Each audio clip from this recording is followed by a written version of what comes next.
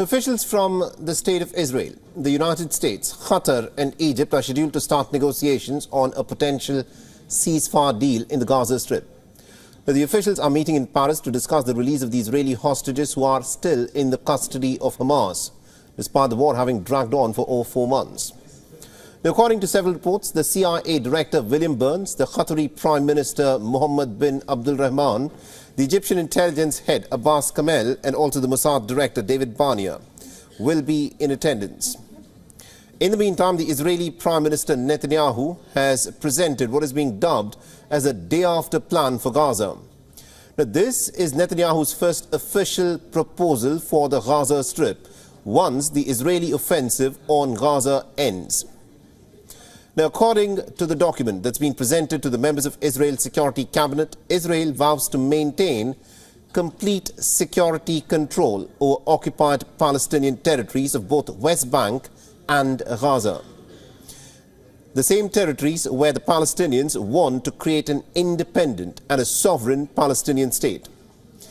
However, in the long-term calls that have been listed, the Israeli Prime Minister has rejected what he describes as a unilateral recognition by the international community of an independent, sovereign Palestinian state.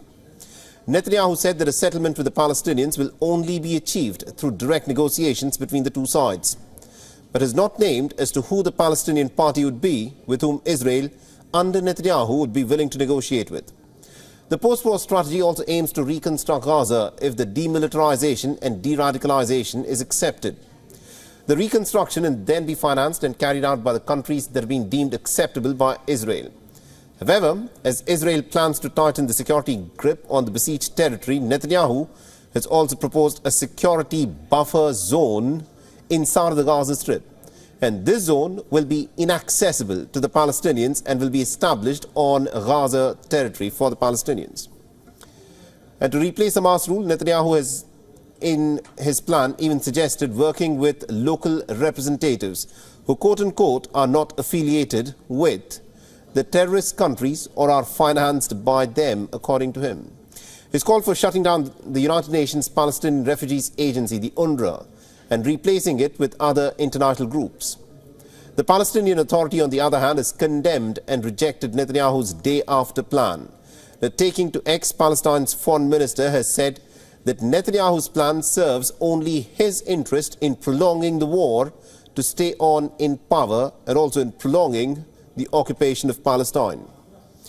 Now, Israel continues to target Gaza. It has vowed to eliminate Hamas, and according to the Palestinian authorities, well over 29,500 Palestinians have been killed in this brutal offensive that Israel has waged on Gaza. The offensive has displaced pretty much the entire of the territory's population and has caused widespread starvation and disease. WION is now available in your country. Download the app now and get all the news on the move.